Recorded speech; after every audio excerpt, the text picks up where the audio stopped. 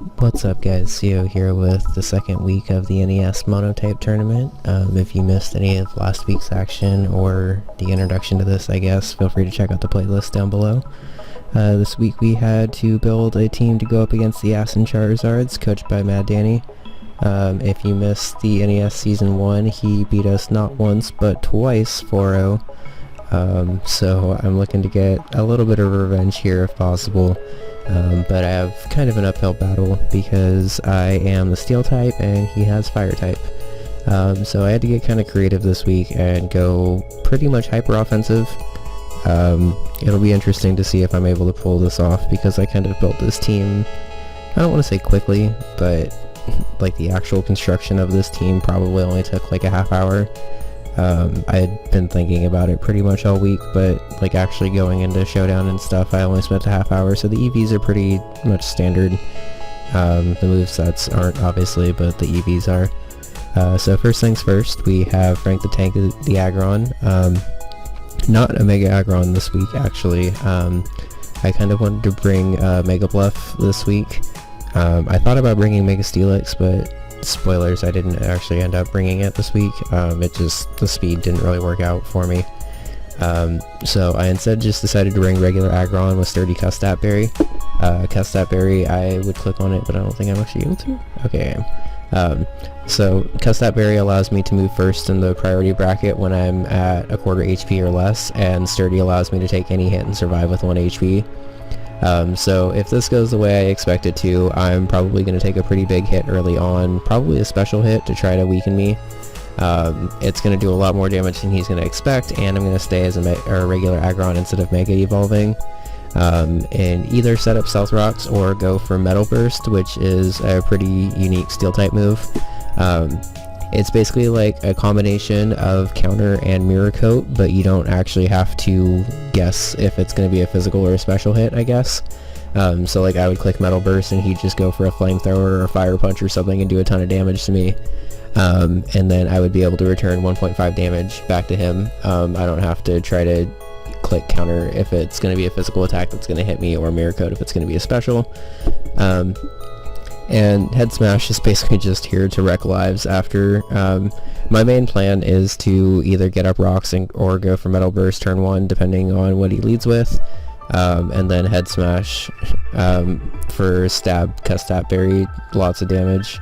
Aggron has pretty decent attack, so with max attack and a 150 attack stab move that's super effective against his entire team. I figure I'm probably going to get a kill with this, or if not, I'm going to do a ton of damage to something. Next up, making their season debut, something I plan on bringing quite a lot, honestly, Dig Dug the Excadrill. I was going to bring a Sand Rush variant, but if you go back and watch the week 1 battle with the Charizards, he ended up actually bringing a dual Drought Core, which I thought was pretty interesting, with Ninetales and Charizard Y. And since I don't actually have like a Hippowdon or something that I can use to automatically set sand, the best thing I could have done is like Klefki with Sandstorm or something. Would have worked, but not as well as I would have liked, I guess, so I opted to just go for Mold Breaker instead. Mold Breaker is an ability that basically ignores other abilities, specifically bringing this for Rotom Heat, which completely demolished me twice last season. And I'd be pretty surprised if he didn't bring it this time. But yeah, that's pretty much what I'm bringing Excadrill for. Earthquake is going to be the main thing I'm clicking, and everything else is honestly just kind of like pretty situational stuff that I'm probably not going to go for. Honestly, Choice Scarf Mold Breaker EQ should be pretty good unless he brings something like Moltres or Talonflame or something like that that can be immune to my EQ even without, yeah, sorry, I'm not really feeling super great today, so I'm trying to hurry through this, so sorry if the commentary is a little whack. Next up, making her season debut in the NES, but if you've been watching my Soul Link, you'll know that I'm actually pretty attached to this thing, Morgan the Empoleon. This set may be a little bit weird this week, seeing as how I'm going up against the Fire team, but I wanted to bring a very offensive Empoleon.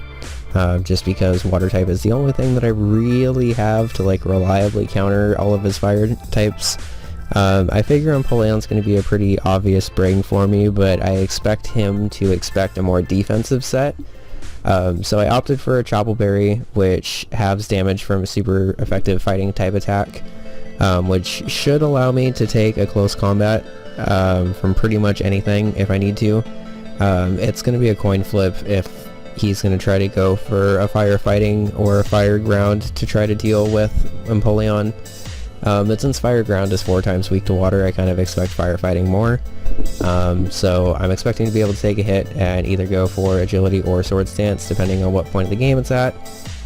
Waterfalls, they're just for damage as well as potentially flinching, and Aqua Jet's there for priority, just in case I don't feel like being outsped by something, I guess. And I guess finally the uncommon ability on Empoleon is Defiant. So anytime one of my stats gets lowered, my attack gets raised by 2.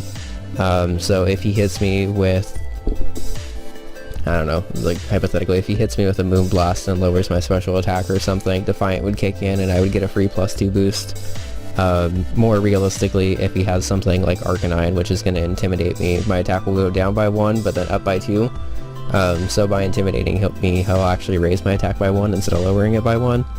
I don't know if it's going to come in handy, but I feel like he's going to like Arcanine, so I feel like it might come in a little bit of handy this week. Next up, we have Dr. Tran the Heatran. Fun fact, the only returning member from week 1. I opted for a especially defensive, but kind of offensive set. Even my defense this week has a lot of offense just because I want to make sure that I'm able to not just sit here taking hits and stuff, because the more hits I take, the more likely I am to lose this game, pretty much. So Earth Power is there, honestly, for pretty much everything. I actually wanted to bring this in case he brought his own Heatran, which may be kind of weird, I guess, but if he wanted Flash Fire and didn't want to bring Chandelier or something, I figure he might want to bring Heatran to try to counter me, especially since Heatran can't really do very much to other Heatrans, I guess. If it doesn't have Earth Power. But Ancient Power is there for other Pokemon, basically. If I get the stat raise, that would be dope, but I'm not expecting it. And I just wanted another Stealth Rocker, because obviously going up against a team of Fire types, it's pretty important to have Stealth Rocks up. Next up, another season debut from Stardust the Jirachi. I'm bringing Double Scarf this week, just because I wanted something that would be able to outspeed most of his Scarfers. The only thing that I think he can really bring to consistently outspeed this is a Choice Scarf Delphox. There might be something else off. I guess he could bring a Choice Scarf Victini and try to speed tie with me. But other than that, there's not really very much that can outspeed Jirachi. So it's mainly here for U-turn, momentum, HP rock to inflict super effective damage on pretty much everything. I don't see myself really ever going for Psychic, but if it's like me versus an Infernape left or something, I guess I can go for it. And Healing Wish is nice because it kills Jirachi for the benefit of completely healing another member of my team, including getting rid of a status. So if I have something like Aggron who gets knocked down to Sturdy, I use the Cuss Stat Berry and then I switch it out, I can Healing Wish back into it later, hypothetically, go back up to full, and then have Sturdy again. So I should just be able to do a decent amount of damage depending on how I played this game. And finally we have Lucy, the Akaberry holding Klefki. Pretty standard, honestly. Spike's 2-wave Magnet Rise. Magnet Rise is a move, if you don't know, that allows me to be immune to ground type moves. So if you bring something like a fire ground type or whatever, and try spamming EQ, I can just send this in, go for Magnet Rise, and then be immune to everything, and then start Thunder Waving or setting up spikes. If he tries to set up in my face with like a Sard Y or something, I can come in and go for a Foul Play and do a decent amount of damage. But yeah, even when I'm trying to go fast, these previews are 10 minutes. So something I wanted to do this time really quick. Alright, so I meant to do this last time, but I actually kind of forgot. This is the full roster of things that he can bring. Just quickly going through here, there's a lot of really scary things. He can't bring Speed Boost Blaziken, I guess I should point that out. He could bring Blaziken, and I guess if he really wanted to, he could bring Combusken with speed boost, but he can't bring Blaziken with speed boost because that's broken and not allowed in our league. But basically everything OU and below he's able to bring, and as you can tell, I'm pretty scared of this week because there's a lot of fast things and there's a lot of hard-hitting things, and specifically there's a lot of especially hard-hitting things. And while Steel type is a very good type defensively, it kind of struggles a little bit more special defensively most of the time. So I expect him to bring Drought to try to counter Sand Rush. I don't expect double Drought like he brought last week, but I would expect either Zard Y or Ninetales. Probably Zard Y. I guess if he wanted to bring a Megazard X with like Dragon Dance and EQ and stuff, that would be a good bring too. I expect Arcanine just because it's a good defensive fire type and there's not really a ton of good defensive fire types. So I expect Intimidate Arcanine specifically. If he brings offensive Arcanine, I'm going to be in trouble just because Arcanine actually has a pretty good moveset. But I think with the other offense he has available to him, he might not want it. Moltres might actually be an interesting bring for him if he decides to try that. I don't think he'll want to because I'm sure he'll see that I want to bring rocks, but if he does, he has something that's actually immune to my Scarf Excadrill EQ, so I'd have to play pretty careful around that. I don't really see him bringing Houndoom or Mega Houndoom or anything, just because I think Zard does a little bit better. Mega Camerupt. Infernape seems like a pretty likely bring, as well as Rotom Heat. I'm not actually really trying to like build a team, I'm just kind of going over some of the things specifically that I'm most scared of. I could see him trying to bring Infernape for sure because it has Dual Stab that's super effective against me. And he brought Rotom Heat pretty much every week when he had it last season. Maybe that means he's bored with it at this point, but he also knows how much I hate Rotom Heat, so he might bring it anyway. He might also know how much I love Victini based on how I used it last season and try to bring it again. Emboar is another firefighting type that he could bring. But basically, as I'm going through here, even Volcanion, which might actually be a pretty good bring if he expects me to bring Empoleon or something. But like really pretty much everything he could bring this week is scary, so I have to be careful. There's not really a way to predict what 6 fire types he's really going to bring against me, just because it depends on how he wants to team build right now. If he goes Stolly, I expect something with like an Arcanine, maybe even like a defensive or Infernape, a Slack Off or something. But I expect him to go offensive and frankly just blow me back, but I'm going to try as hard as I can. I'm going to switch over now to when I actually have that battle and post-comm and stuff, and we'll go from there. What's up guys, Sio here with the post-comm against the Aston Charizards. If you skip the team builder, I don't blame you, but this is pretty scary for a team because this isn't actually what I expected. I'm going to have to assume that that's Mega Camerupt just because there's frankly no way I could see a regular Camerupt coming. If he brings regular Camerupt against me and completely destroys me, then just kudos to Danny. But the only way I can realistically see a Camerupt coming to a league match ever is if it's Mega Camerupt.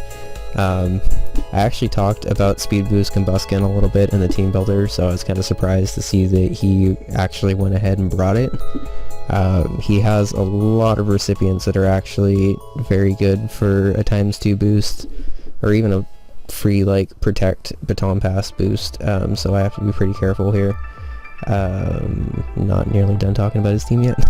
Volcanion, something that I kind of expected as a counter team measure. Empoleon was kind of an obvious bring this week just because it's the only thing that I have that, or the only steel type that I have besides Heatran that doesn't take super effective from a fire type attack.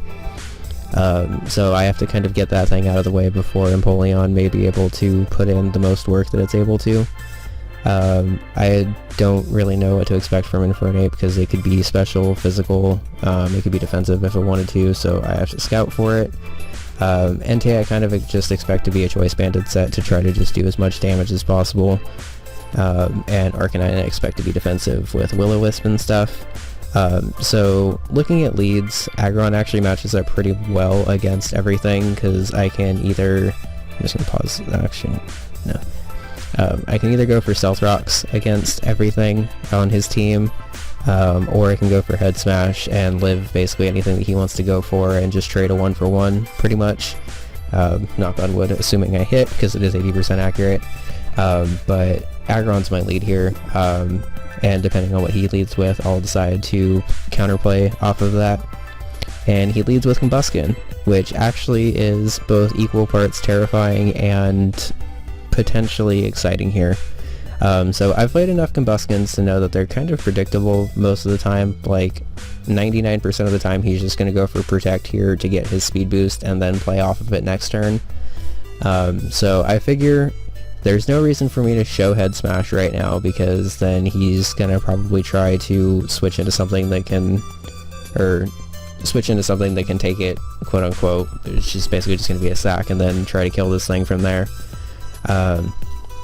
If he doesn't go for Protect, I should be able to live anything with a Sturdy boost, or Sturdy, and then kill with a Cuss Tap, which is actually like the perfect counter to Speed Boost, so I'm kind of glad that the situation is happening already. He instead goes for a Will-O-Wisp, which I wasn't expecting at all. I was expecting Will-O-Wisp on Arcanine, and honestly Willow does enough to my team that I'm not really surprised that he brought it. But I'm going to be perfectly honest and say that I don't think I've ever seen a Blaziken or a Combustion that actually runs Willow before. If that's a common move, then apparently I need to just like get back into lower tier battling and stuff again.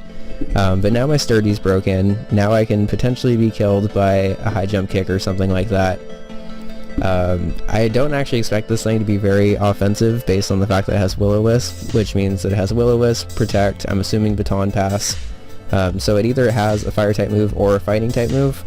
I figure I can probably live one and just go for a Head Smash here and get damage. Oh wait, no, actually, I figure he's going to Protect here to get an extra boost, so I show Rock Slide, just to show it as my offensive move or whatever. I wanted to hide Head Smash until he actually switched into something here to try to do as much damage as possible. So on the Baton Pass, and a big fucker, I decided to go for the Head Smash, and even neutral does 64%, which is absolutely ridiculous.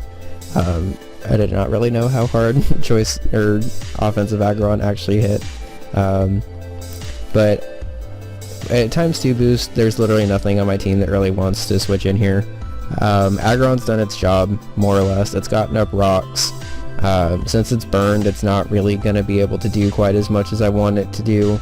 And I could try to Healing Wish into this, but there's not really anything, frankly, that I want to switch into Sheer Force Mega Camerupt with ×2 speed. So I just opt to sack Frank the Tank here. Perhaps that, like, in hindsight, wasn't the best play, since I do have Healing Wish on Jirachi, and I could have done a little bit more damage to his team. Where is Aggron? There he is. But I just wanted a clean switch here, because I figured he wasn't going to be able to switch back into Mega Camerupt here, so he has to leave it in. I mean, I guess he would be able to switch because it's neutral, but whatever. I go for Aqua Jet and it dies anyway.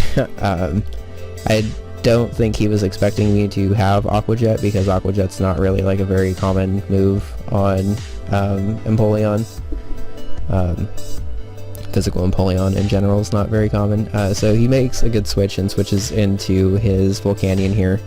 I'll bluff that I'm choiced for now, but really I just have nothing to actually hit this thing with. I should have probably tried to bring something like HP Ground. I'm not actually sure if Piplup or Empoleon gets Earthquake, but that might have also been a good bring too. But I have nothing to hit this thing with, so I just decided to make a switch into Heatran, even though it's pretty predictable. On the off chance that he goes for a fire type attack, I wanted to keep my Jirachi around just in case I needed to Healing Wish something else back up later.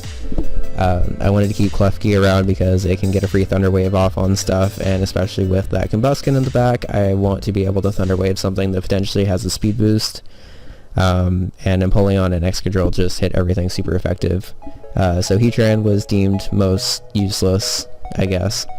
And if he went for a fire type attack, I would have gotten Flash Fire and just been able to switch in for free, so that would have been nice. So now nothing on his team wants to take a Choice Scarf Earthquake. He thinks Combusken wants to, but Combusken does not want to. I'm actually pretty surprised that he sacked Combusken of everything, to be honest. I get that Volcanion was important, but at this point I honestly might have, like, given his team roster, I might have actually sacked Entei at this point. But he goes into it here, which is pretty surprising because an Earthquake should actually pretty much kill 100% of the time.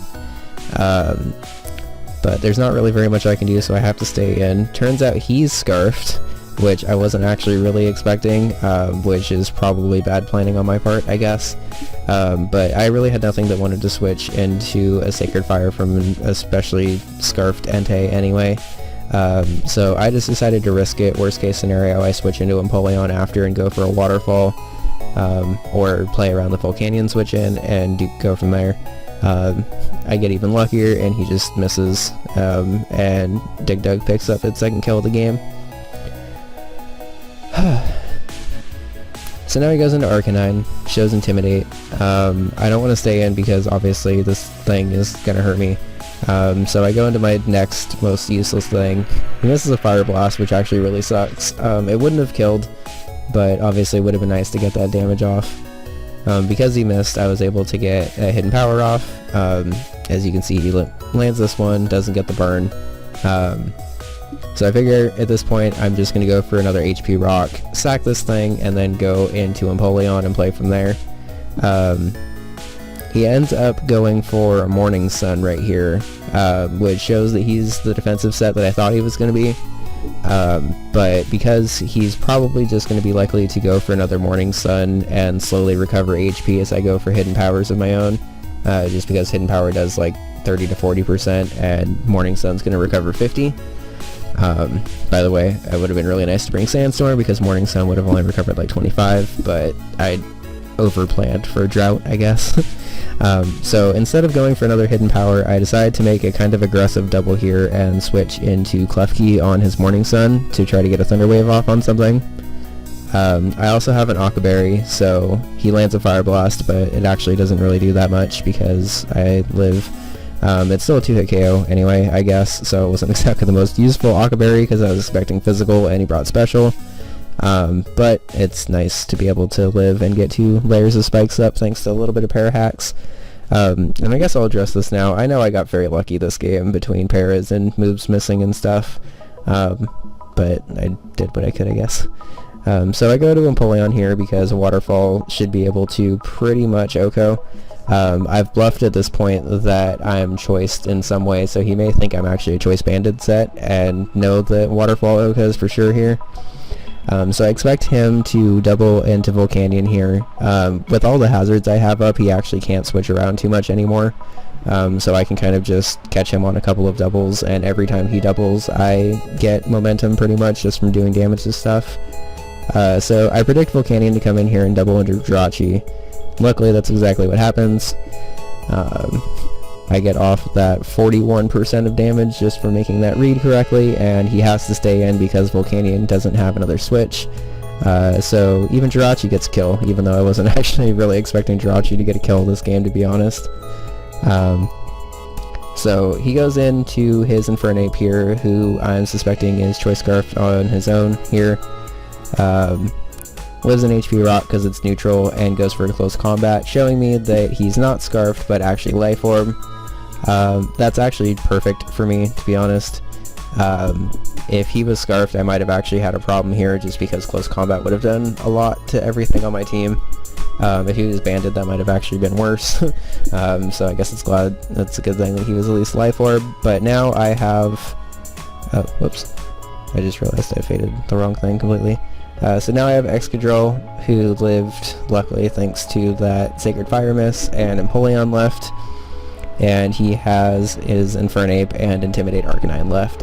So here, I realize that I'm able to live a close combat from a Life Orbed Infernape 100% of the time because of my Chople Berry that I have.